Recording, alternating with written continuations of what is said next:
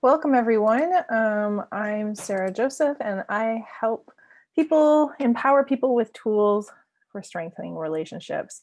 Tonight, we're talking about parenting stress and self care, and this is our 6th week of our Parenting Through Difficult Times series for the Sunshine Coast School District number 46. And it's our last week together. So, at the end of our presentation, I will have some resources to share with you. So stick around for that. But let's jump into talking about parenting stress and self-care. So parenting stress, it's kind of I don't know, a technical term that's thrown around, and lots of people aren't sure what it means or where it comes from. So I thought that we'd talk a little bit about that first, but just know that parenting stress is a normal part of the parenting experience. Everybody who is a parent experiences parenting stress. And there's two kind of perspectives out there on the cause of parenting stress. One is that it's caused from a relationship, and that's the relationship with our children, with ourselves, with our thoughts, all of those intra and interpersonal relationships. And then the other perspective is that parenting stress is caused from like hassles. So, normal different stressors throughout the day. So when we think about the relationship focused theories, they place an emphasis on parenting stress that arises from within ourselves, right? Our thought process, our ability to handle and manage stress, our coping mechanisms, then also our relationship with our child, and then of course the combination or the the way that us and our children play off of each other, how we might provoke or help each other with stress. And then when we think about the hassles focused theories, they really place an emphasis on the stressors that arise throughout a typical day or week in a household that has young children or adolescents in it. Now, to me, these are just they're not competing theories, right? To me, it just makes sense that these theories are really they work together, right? They're just it just makes sense that it would all, if we take it all into consideration, parenting stress comes from both things, right? And then also I want, parenting does not happen in a vacuum. So it's not just about what's happening in our relationship with our children or in our day-to-day activities with our children at home, but also parenting stress is impacted by our relationship with our partner or not having a partner, right? It's impacted by whether the car is running, right? Can we get the kids places? It's impacted by our finances and by work and all of the other things like a pandemic, right? That is part of just living and, also affects other people who do not have children. It simply adds to our parenting stress load because it not only is stress that affects us, but it's stress that could affect our children, right? Or how we parent. So parenting stress is, caused from a very large variety of things. What I think is important is that we recognize how it impacts us and how it impacts our relationships and our ability to parent. Unfortunately, parenting stress has the ability, or often makes us um, respond not at our best, right? We often respond at our worst. And then we are also very judgmental of ourselves and critical of the way that we respond to parenting stress. So, just think about a typical day where we have a lot of hassles happening. We are, not getting along great with our kids. They're not cooperating. We're running late for things, and then we have a knee-jerk reaction. right? We flip our lids or have a bit of a meltdown ourselves. And this is what I'm talking about, of how parenting stress builds and then has us responding in ways that maybe isn't our goal or isn't how we would like to parent. Um, so we react maybe by yelling at our kids or saying things that we wouldn't normally say, swearing, maybe, right? And then after the fact, we feel really bad. We feel guilty, but then we judge and criticize ourselves and think that, we should do better. We should ourselves a lot, right? You shouldn't have done that. You should be better. You should be able to handle this. They're just kids and you're making a big deal out of it. So then we add on to that stress by adding on to our own by being so critical and judgmental. The other aspect of parenting stress that you know adds to it is our inability to just accept what's happening. Our We often have high expectations of ourselves and of our kids, and they don't meet reality, and that causes more stress, right? Have you ever heard that saying that stress is that space between expectation and reality? The larger the gap between those things, the more stress you'll endure. um, I like that saying because it really helps me visualize how much stress I'm causing myself simply by having outrageous expectations, um, of myself and of other people. It helps me kind of bring myself back down to reality. Um, but as I was saying, the our inability to accept things for what they are, how they are, right? To think about right now, parenting in a pandemic, we may need to accept the fact that we just don't have enough as much energy as we normally have, right? And so we might not be the Betty Crocker mom or the Pinterest mom or the Pinterest dad that we were, a year ago. We might just not have as much bandwidth, energy to put into all the extracurricular things that we may have done before. Simply because our window of tolerances has closed. We're under more parenting stress because of the pandemic itself. And instead of accepting that, what happens again is that we look at what we should be doing and we judge ourselves critically for not doing for not being able to push through, for not being able to live up to these high expectations, for having needs, right? We judge ourselves harshly for needing self-care, for needing a break, for just not having the energy to bake cookies for the bake sale or whatever it is, right? So we add to our own suffering by not accepting that we are human, that we do need a break sometimes, that we can't possibly be perfect all the time, et cetera, et cetera. So when we're under this parenting stress and we do have a reaction, what is happening is that our brain is responding from that amygdala. So our emotional seat of our brain, the limbic system, is responding, it's reacting fast, and it's moving into this fast route or low road response. So from a survival point of view, it's better that we err on the side of reacting as if we were in danger first, right? And this is the fast route or the low road, and then later cognitively evaluating the situation. So for example, you're walking down the street and you see this thing on the street that looks like a snake, and your body turns into your brain automatically reacts, right? Without thinking, turns on that circuit that's going to help you go through this fast route or low road of the brain, so that you don't have to think about it, right?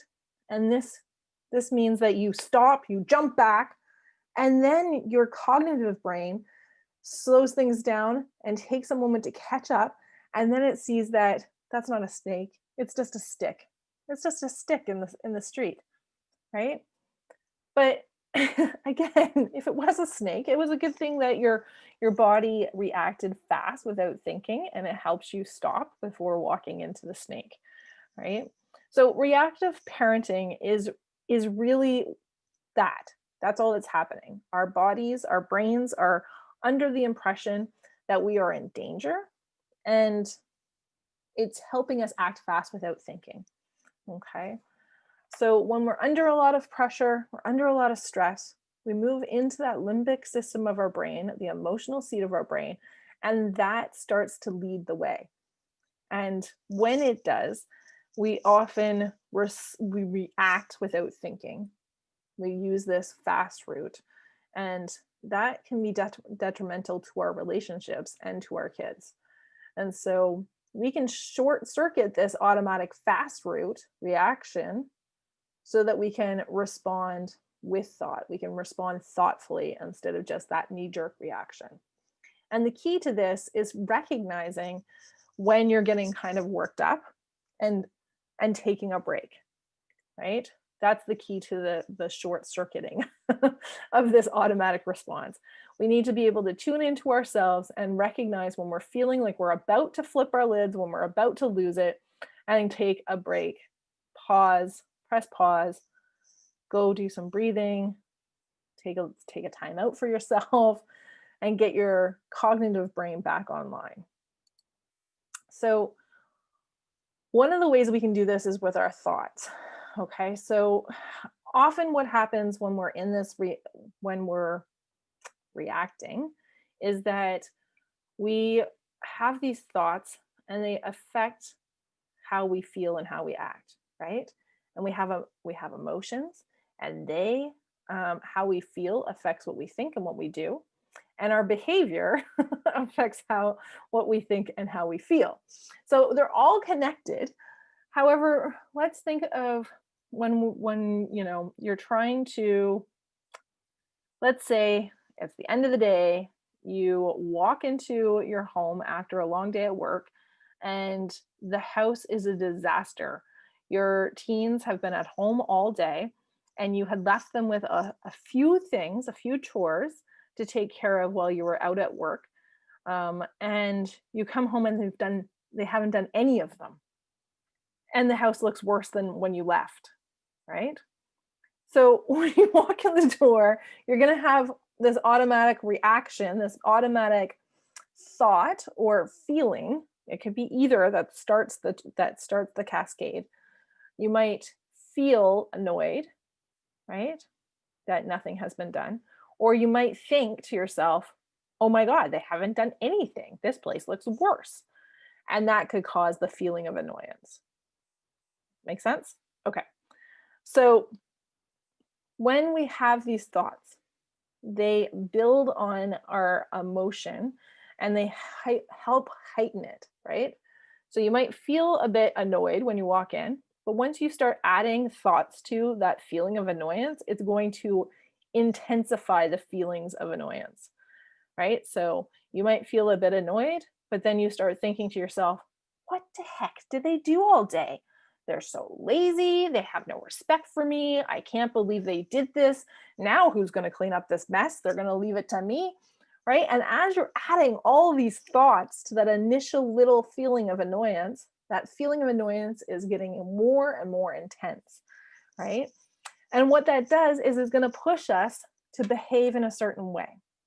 So it's going to push us to behave probably with some yelling and some reaction, right? Because we're moving, when we intensify the feelings, we're moving into that limbic brain, and it's going to help us act fast without thinking, right? So one of the ways that we can intervene here is we can change our thoughts. Okay, so you might not be able to change your feeling right away, but you can change your thoughts, and that will affect how you feel and how you behave. So we could change the thoughts to, wow, wonder what they got up to all day. They must have been having some fun if they totally forgot to do the chores that I left them. right? So just by changing that thought, my feeling of annoyance might dissipate some. I might still be annoyed, but it's probably going to stay lower level annoyance than start building. I feel like we can really, think or talk ourselves into this overreaction, um, or we can help talk ourselves down, right? For me, if I'm trying to get some work done, I work from home. If I'm trying to get some work done and the kids are coming and making a lot of noise around me, my inner dialogue, my thought process can really make or break that situation. So often my inner dialogue will, my inner thought pattern will be like, I can't concentrate. This is so annoying. Why can't they keep it down? I'm going to lose it. Right. And I have been able to identify I'm going to lose it as a cue to myself. It's a thought that comes up quite a bit right before I do lose it. So I have been able to identify that as a pattern for myself. And now when I think that thought, I'm able to say, whoa, put on the brakes. I need to take a break, right? I need to slow things down, or I'm going to move into that reactive parenting that I'm trying to avoid. When I do that, I'm able to change my thought pattern. I'm able to say to myself, okay, whew, this is really annoying. This is really hard for me, but I can do this. I can take some deep breaths. I can calm myself down, right? I can ask the kids kindly, right? Wow, it sounds like they're having a lot of fun. Now that I'm paying attention to what's happening and what they're saying, it sounds like they're having a lot of fun.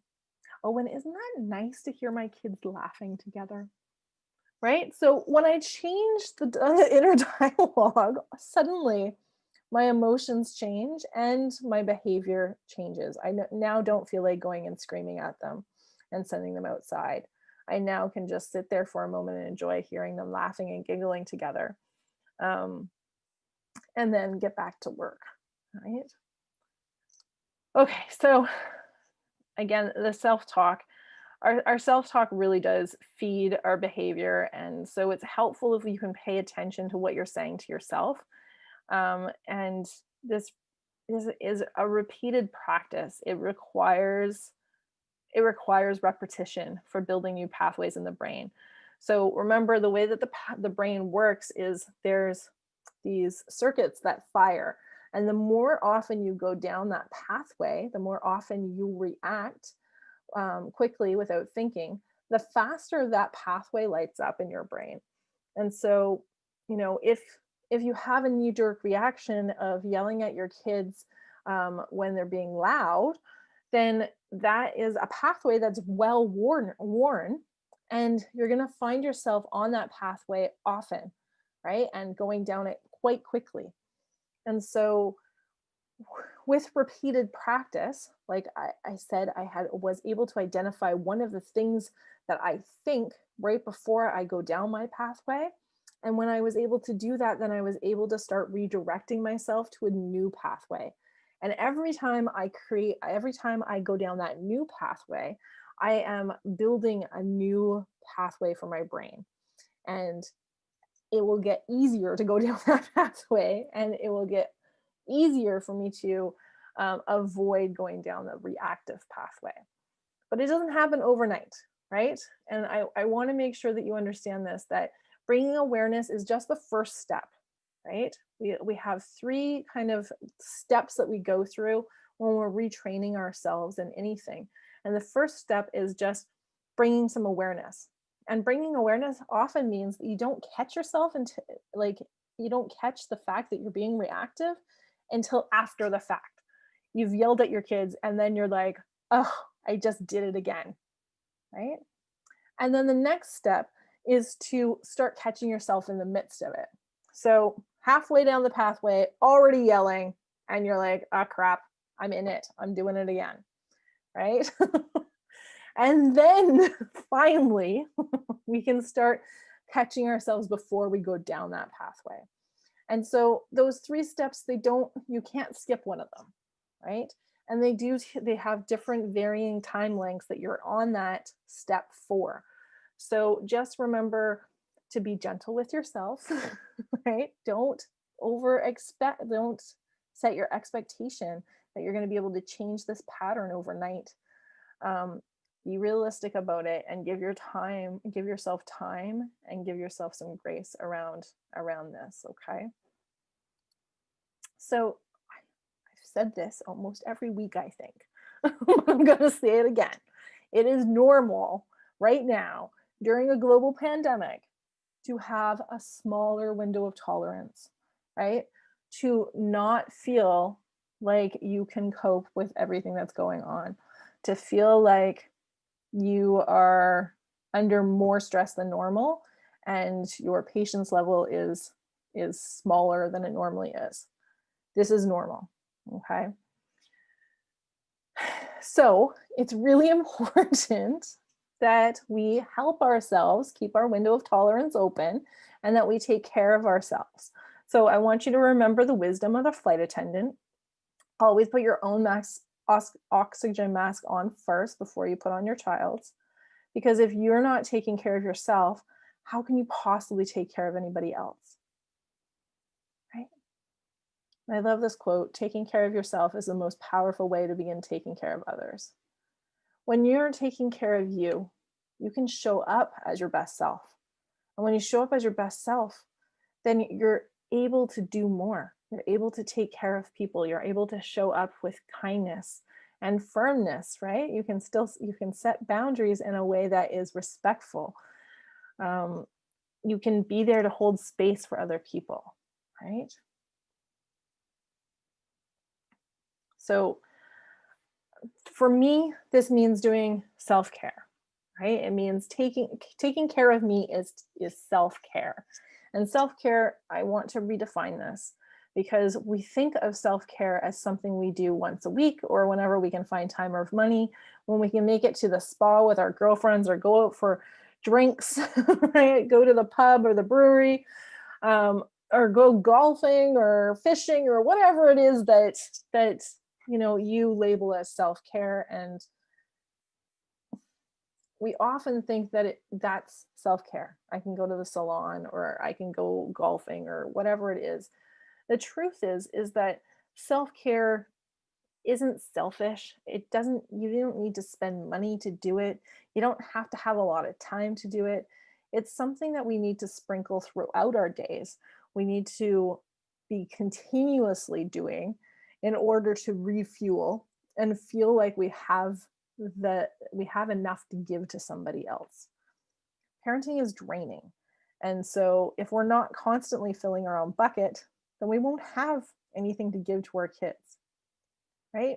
So self-care doesn't need to be expensive or complicated.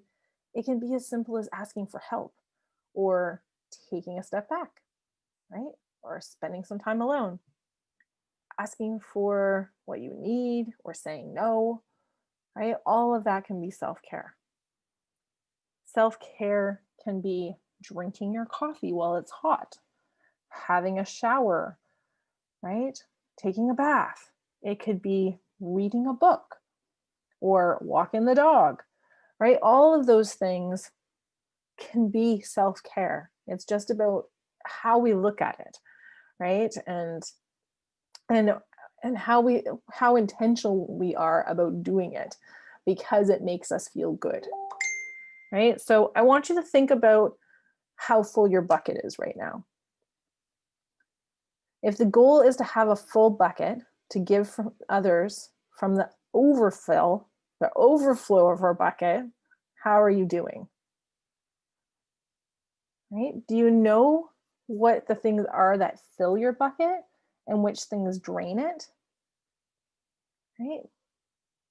Just take some time to really think about this for a while and maybe even make a list, right? What are some small practices of self-care that you can do multiple times a day that help keep your bucket full? I really do want you to make a list. So, so if you don't have a pen and paper right now, then I want you to do that after we stop talking, okay? One of the things that I work with a lot in my counseling practice is helping people make a list of things that make them feel good, so that when they're not, when they're, they don't know what to do, they can just go to the list quickly and go, oh, I can try that one right now, right? Because so often when we need self-care, we're in that part of our brain, not the cognitive part of our brain, we're in the emotional part of our brain, and we forget what's on our list. Right? We forget what to do. So having it written down somewhere can be really helpful, especially in times of feeling overly stressed, overwhelmed. So the other part of this that is really helpful, the other part of self-care that can be really helpful is self-compassion.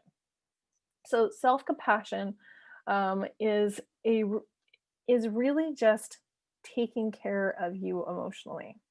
So it's recognizing that you're having an emotion or response to something, recognizing maybe that you're suffering or you're in pain. Um, and when I say suffering or in pain, I really just mean that you are experiencing an uh, an emotion that's making you feel uncomfortable, that's making you feel upset. Okay. So when you're experiencing that, I want you to just be aware of it. Okay. That's the first step, is being aware of the fact that you're experiencing emotion. Okay. And then the second one is to really, the second step of self compassion is to just recognize that um, that is part of our common humanity, that we all experience pain and suffering, that we all experience these uncomfortable feelings. That is part of being human.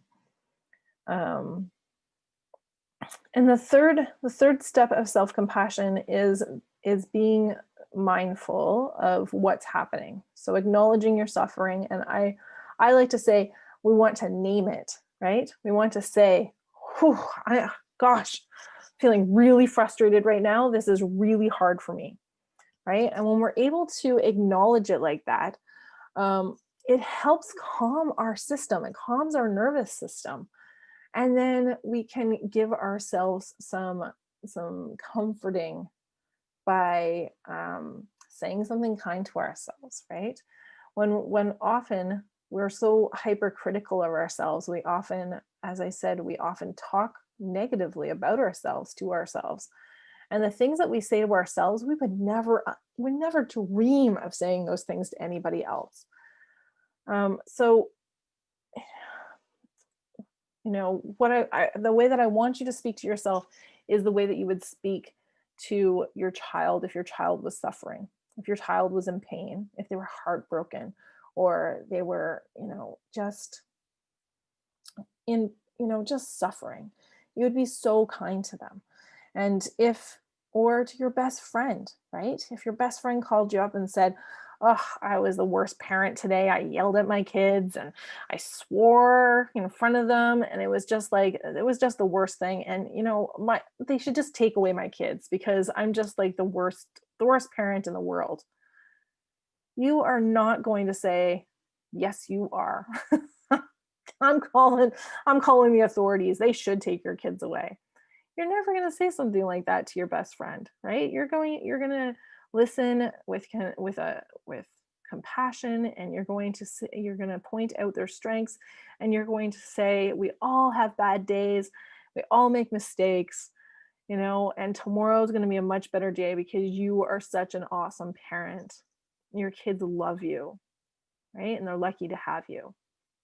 So I want you to speak to yourself like that because we are listening. When you talk to yourself critically and negatively, it really does affect how you feel, right? It affects how you feel. It affects how you see yourself. And then it has that trickle down effect of affecting how we respond and how we react to our family and loved ones. So when we're more compassionate with ourselves, we're able to be more compassionate with other people as well. So mindfulness can help us because it helps us create that conscious awareness of our current thoughts and feelings and surroundings, and it helps create that acceptance of the things that are happening as they are, with openness and curiosity and without judging. And breathing can just that breath that we learn in mindfulness helps us find our calm and helps us take a pause, right? So that we can respond thoughtfully um, instead of reacting without thinking. So if you have not been practicing mindfulness before, I encourage you to try to find, there's a gazillion apps nowadays on your smartphone. You can just look up mindfulness or meditations and find something. You can also, think about yoga. Yoga practices are a great way to begin to get more mindful. And, just try them and see how it goes. That's all I can say. All right, so I think that's all I wanted to say about parenting stress and self-care. But as we are coming to a close of our series, I wanted to make sure that you knew how to find me. I'd love to connect with you still, so you can find me on Facebook, on YouTube, or on Instagram. And my website is sarahjoseph.ca as well. And then I wanted to also offer a few parenting. Oh, where'd it go? I had another slide there. Oh no, hold on, I'll find it for you. I have another slide that is some resources. It disappeared on me. It disappeared on me. I must have replaced it. Let's see. No, I can't find it. It's lost now. But I know I do remember what those resources were, so I'll just tell you. So the resources that I had were a book called Joyful Courage by a friend of mine. Her name is Casey O'Rourke. And she also has a podcast, which is called Joyful Courage. And it's all about parenting. And she is now parenting teens. And her focus has become parenting teens. So she does lots of podcasts. She's done some summits. So she has lots of guest speakers on her podcast. She has amazing guest speakers, actually. If you listen to her podcast is amazing. She has amazing guest speakers come on. And often it's focused on adolescents. And she's done some adolescent mental health summits. And she has she just has some great resources. Her book is really fabulous too for that self-care, that helping us tap into to finding the calm in the chaos, right? To really understanding ourselves. The other book the other books that I wanted to recommend were Dan Siegel's Brainstorm: The Power and Purpose of the Teenage Brain. And that is a book that's meant for adults and adolescents to read together, or, for you to read and then share with your child and your child to read. And yeah, Dan Siegel is a great resource for any kind of parenting stuff. And then Positive Discipline for Teens. There's the 3rd edition is a great book. So, and has some great suggestions for parenting tools and parenting tips. I'm sorry, I did have the pictures of those books for you, but apparently I deleted it. So sorry for that, but I hope that you have found this series helpful. And if you have any questions, please feel free to reach out. As I said, I'd love to connect with you on social media somewhere. So I hope to see you there. And if you're catching the replay, then you can also just leave a comment in the comments below. And if you are here live, I'm going to end the recording now.